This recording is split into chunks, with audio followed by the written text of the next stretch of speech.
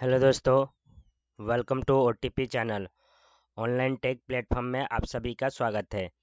आज हम कंप्यूटर की क्लासेस कर रहे हैं, वो भी ट्रिपल सी कोर्स का, यानी कि कंसेप्ट ऑफ कंप्यूटर कोर्स, जिसके आगे अब समझने वाले हैं कि जनरेशन ऑफ कंप्यूटर यानी कंप्यूटर की पीढ़ियाँ कैसे, मतलब कि कितनी थी और हर एक जनरेशन के अंदर क्या बदलाव आए, उसके बारे में जानेंगे आज की क्लास में। चलिए क्लास को शुरू करते हैं। देखते हैं कि जनरेशन ऑफ कंप्यूटर यानी कि कंप्यूटर की पीढ़ियाँ, यानी पिछले कुछ वर्षों में कंप्यूटर में महत्वपूर्ण परिवर्तन आए हैं। इन परिवर्तनों को विभिन्न पीढ़ियों में वर्गीकृत किया गया है, जो 5 प्रकार की हैं। यानी कि कंप्यूटर का जो जनरेशन है, डिवाइड है, यानी कि धीरे धीरे कंप्यूटर जब बने तो उनका अलग अलग जनरेशन मतलब कि काउंट किया गया, क्योंकि पहले बड़े बने फिर उसके छोटे छोटे, इस तरीके से चेंजेस आए। तो आगे डिटेल में देखेंगे। तो फर्स्ट जनरेशन जो था वो 1940 से 1956 के बीच में था। सेकंड जनरेशन जो रहा कंप्यूटर का, 1956 से लेकर 1963 के बीच में रहा।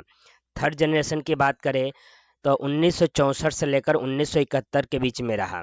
फोर्थ जनरेशन की बात करें कंप्यूटर की तो 1971 से लेकर 1980 के बीच में रहा। और फिफ्थ जनरेशन की बात करें दोस्तों तो 1980 से लेकर प्रेजेंट आज तक है। तो 5 कंप्यूटर के जनरेशन हैं, जिनके बारे में अब वन बाय वन डिटेल में समझेंगे। तो सबसे पहले यहाँ पर आता है फर्स्ट जनरेशन, यानी कि जो को 1940 से 1956 के बीच में रहा। तो इस दौरान कंप्यूटर में क्या चेंजेस और कंप्यूटर में क्या बदलाव हुए थे। तो कंप्यूटर की पहली पीढ़ी जो थी में वैक्यूम ट्यूब का उपयोग किया गया था, यानी कि कंप्यूटर जो बने थे पहले जनरेशन के, उसमें वैक्यूम ट्यूब का इस्तेमाल किया जाता था। वैक्यूम ट्यूब का आविष्कार जॉन एम्ब्रोस फ्लेमिंग ने 1904 में किया था। इस जनरेशन के कंप्यूटर में इनपुट के लिए पंच कार्ड और पेपर टैप का उपयोग किया गया। यह सबसे शुरुआती प्रकार के कंप्यूटर थे और काफ़ी बड़े थे, बहुत अधिक बिजली की खपत करते थे और बहुत अधिक गर्मी पैदा करते थे। इसलिए ठंडा रखने के लिए एयर कंडीशनर यानी कि एसी की जरूरत पड़ती थी। यानी कहने का मतलब ये है कि मेन जो बात याद रखनी है आपको, फर्स्ट जनरेशन कौन से टाइम से कौन से टाइम रहा, 1940 से 1956 तक रहा। इसमें किस चीज़ का इस्तेमाल किया गया, वैक्यूम ट्यूब का इस्तेमाल किया गया। और उसका आविष्कार किसने किया, कि जॉन एम्ब्रोस फ्लेमिंगो ने 1904 में इसका आविष्कार किया। और फर्स्ट जनरेशन जो कंप्यूटर थे बहुत बड़े होते थे। पंच कार्ड और पेपर टेप का उपयोग करके इनका मतलब कि यूज़ किया जाता था। और ये एक रूम, बहुत बड़े रूम में मतलब कि रूम के बराबर होते थे, और जिसको ठंडा रखने के लिए एसी की ज़रूरत पड़ती थी हमें। और इस पीढ़ी के जो कंप्यूटर के कुछ नाम हैं वो इस प्रकार है, यानी कि एग्जांपल समझ लिए। वैक्यूम ट्यूब टेक्नोलॉजी का उपयोग किया गया था, जो जिसमें वैक्यूम ट्यूब था, इनैक था, ई डी वी ए सी था, ये यूनी था, U N I V A C one था, U N I V A C two बना, या आई बी एम 701 बना, आई बी एम 650। ये किसके फर्स्ट जनरेशन के एग्जाम्पल है जिसमें वैक्यूम ट्यूब का इस्तेमाल किया गया दोस्तों। नेक्स्ट जनरेशन की बात करते हैं, यानी कि सेकंड जनरेशन, जो कि याद रखना है आपको 1956 से 1963 के बीच रहा। तो कंप्यूटर की दूसरी पीढ़ी में ट्रांजिस्टर ने वैक्यूम ट्यूब का स्थान ले लिया। अब फर्स्ट जनरेशन में जो जो वैक्यूम ट्यूब यूज़ हुआ, उसकी जगह अब सेकंड जनरेशन में क्या हुआ, ट्रांजिस्टर आ गया। ट्रांजिस्टर का आविष्कार विलियम शॉकले ने 1947 में किया था। ट्रांजिस्टर वैक्यूम ट्यूब की तुलना में छोटे, तेज, सस्ते और अधिक विश्वसनीय थे। ट्रांजिस्टर के कारण कंप्यूटर का साइज पहली पीढ़ी के मुकाबले छोटा हो गया, और ट्रांजिस्टर के आने के बाद कंप्यूटर के क्षेत्र में काफ़ी ज़्यादा विकास हुआ। इस पीढ़ी में असेंबलिंग लैंग्वेज और हाई लेवल लैंग्वेज का इस्तेमाल किया गया था। यानी कहने का मतलब ये हुआ, जब सेकंड जनरेशन आया, जैसे ही वैक्यूम ट्यूब हटा और उसकी जगह ट्रांजिस्टर ने लिया, तो कंप्यूटर छोटे हो गए। और इसका आविष्कार किसने किया था, विलियम शॉकले ने 1947 में किया। और इसके वजह से कंप्यूटर में थोड़ी क्या इम्प्रूवमेंट आई, तेज हो गए, छोटे हो गए, सस्ते हो गए और विश्वसनीय हो गए। ट्रांजिस्टर ने क्या किया, आने के बाद इस क्षेत्र के अंदर काफ़ी विकास हुआ तेज़ी से, और उस समय यानी सेकंड जनरेशन में ही असेंबली लैंग्वेज और हाई लेवल लैंग्वेज का इस्तेमाल किया जाने लगा। इस जनरेशन के कंप्यूटर के नाम जो है वो IBM 1620 है, IBM 1401 है, IBM 7094 है, CDC 1604 है, CDC 3600 है, और यूनिक UNIV AC 1108 है।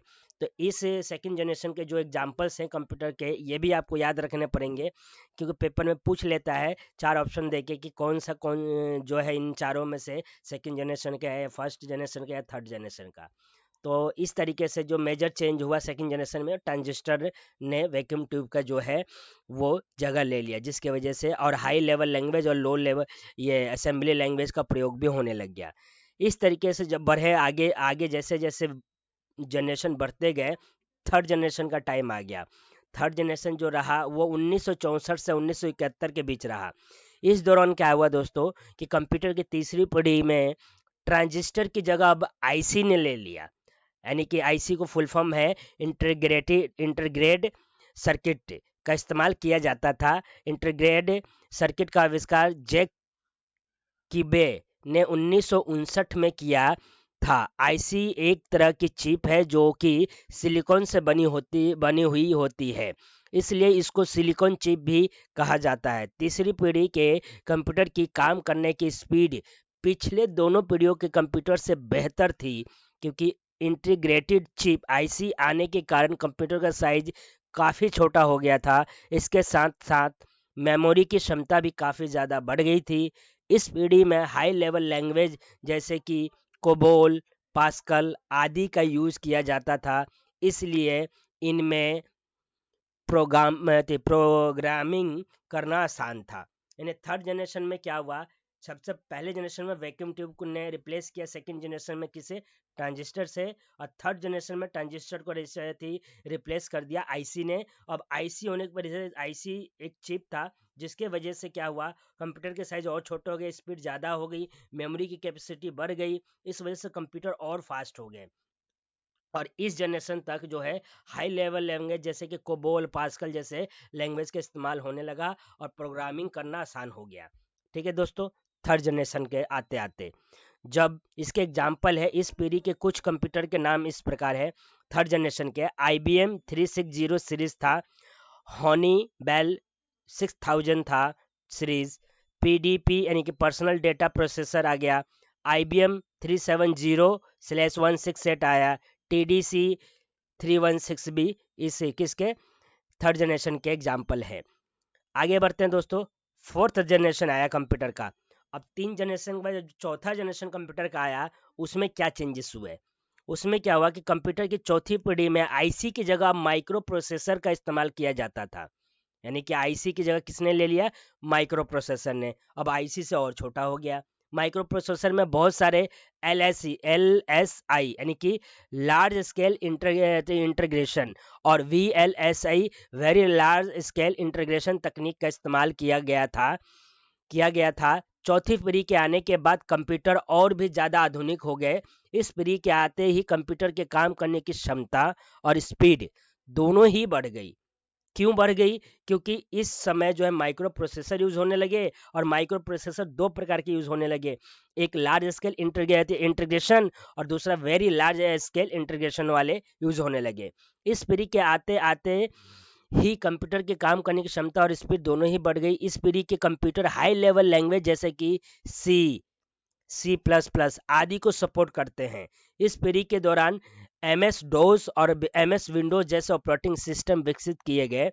इस पीढ़ी के कुछ कंप्यूटरों के नाम इस प्रकार है, IBM 4341, DEC 10, STAR 1000, PUP 11। ये फोर्थ जनरेशन में जो कंप्यूटर यूज किए गए ये वो है। अब फोर्थ जनरेशन के अंदर आपको याद रखना है कौन से जनरेशन में C और C+ कंप्यूटर लैंग्वेज का इस्तेमाल होने लग गया, फोर्थ में। और इसी फोर्थ जनरेशन में ही MS डोज और विंडोज और जैसे ऑपरेटिंग सिस्टम आ चुके थे। ठीक है दोस्तों, जिससे कि कंप्यूटर का यूज़ करना और आसान हो गया, और इनमें स्पीड और इसके जो है क्षमता जो है कार्य करने की वो बढ़ गई। इसके आगे जब बढ़े हम, तो फिफ्थ जनरेशन आया जो कि आज भी है। फिफ्थ जनरेशन 1980 से शुरू होता है और प्रेजेंट तक अभी चल रहा है। पांचवी पीढ़ी में अब किसने अभी के जनरेशन में किसने एंट्री कर ली है? एआई ने। आर्टिफिशियल इंटेलिजेंस ने तकनीक का इस्तेमाल किया जाता है आज के समय में। वर्तमान समय में कंप्यूटर की पांचवी पीढ़ी चल रही है। इस पीढ़ी में हाई लेवल लैंग्वेज जैसे कि सी++, जावा और .NET आदि का उपयोग किया जाता है। पांचवी पीढ़ी के कंप्यूटर का इस्तेमाल स्वास्थ्य के क्षेत्र में, मनोरंजन के क्षेत्र में और रोबोट बनाने में किया जाता है। आजकल गेम के क्षेत्र में भी इसका उपयोग किया जाता है। इन कंप्यूटर्स में सबसे ज़्यादा स्पीड पाई जाती है और इनके काम करने की क्षमता भी काफ़ी ज़्यादा है। धीरे धीरे कंप्यूटर की पांचवी पीढ़ी और भी ज़्यादा विकसित किया जा रहा है, ताकि यह और भी ज़्यादा एडवांस हो सके। इस पीढ़ी के कुछ कंप्यूटर्स के नाम जैसे कि desktop, laptop, notebook, Chromebook, ultrabook, ये पांचवी पीढ़ी के मतलब अब पांचवी पीढ़ी के अंदर क्या हुआ, मेन जो है पॉइंट्स, अगर अब मैंने पूरा पैराग्राफ पढ़ा है, इसमें मेन पॉइंट्स आपको याद रखना है कि पांचवी पीढ़ी में एआई ने जो आईसी यूज़ हो रहा था, उसके जगह किसने ले लिया? चौथी पीरियड में यहाँ पर आपने देखा कि आईसी का इस्तेमाल किया गया, उसके जगह अब एआई ने ले लिया है। और इसमें हाई लेवल लैंग्वेज जैसे कि सी++, जावा, .NET का इस्तेमाल होने लग गया है। और आज कंप्यूटर का इस्तेमाल बहुत से क्षेत्रों में किया जा रहा है, जैसे कि यहाँ पर स्वास्थ्य है, मनोरंजन है, रोबोट बनाने के लिए है, गेम के लिए है, पढ़ाई के लिए है, बहुत से क्षेत्र में, रेलवे में, हॉस्पिटल में, सब जगह। और इस जो पांचवी की पीढ़ी में इसमें और भी नई नई तकनीकों को ऐड किया जा रहा है, ताकि कंप्यूटर्स जो है और एडवांस हो सके।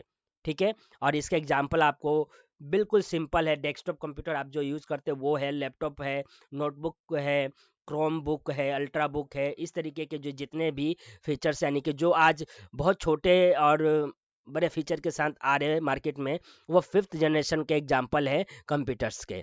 ठीक है दोस्तों, अब यहाँ पर हमने देखा कि कंप्यूटर की जो जनरेशन है कितनी है और कितने जनरेशन में क्या क्या चेंजेस आया, यानी कि टोटल 5 जनरेशन है, पांचों जनरेशन में क्या चेंजेस आए और क्या क्या चीज़ें बढ़ी। और आज की जनरेशन यानी जो फिफ्थ जनरेशन है प्रेजेंट चल रही है, वो एआई का दुनिया है। ठीक है, तो आज की क्लास जो है यहीं पर समाप्त की जाती है। जनरेशन के ऊपर था, कंप्यूटर के 5 जनरेशन के बारे में हमने डिस्कशन किया।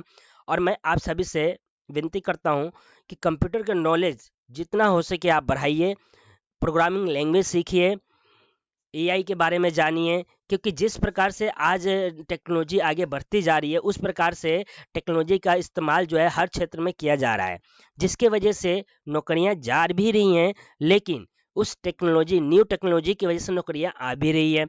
तो न्यू टेक्नोलॉजी को जानना बहुत ज़रूरी हो गया है, क्योंकि उस टेक्नोलॉजी को बनाने के लिए, चलाने के लिए, ऑपरेट करने के लिए, या उसको हैंडल करने के लिए, या उसका सही से देख और अपडेट करने के लिए, ये इसके लिए जो है मतलब कि रिक्वायरमेंट बढ़ती जा रही है। तो जब तक आप सीखेंगे नहीं, जानेंगे नहीं, तो कैसे मतलब कि आप कम्पिटिट कर पाएंगे प्रेजेंट टाइम को। तो इसलिए दोस्तों, आपको इन सब के बारे में नॉलेज लेना बहुत ज़रूरी है, क्योंकि टेक्नोलॉजी बहुत तेज़ी से आगे बढ़ रही है। तो वीडियो कैसी लगी, लाइक, कमेंट और शेयर ज़रूर कीजिएगा। और कोई भी क्वायरी हो, आप कमेंट बॉक्स में कमेंट करके आप पूछ सकते हैं, या मेल भी कर सकते हैं। और आज की क्लास यहाँ समाप्त करता हूँ। Thank you so much. Next class में कुछ नेक्स्ट टॉपिक होंगे ट्रिपल सी क्लास के, उसके बारे में डिस्कशन किया जाएगा। चलिए, धन्यवाद।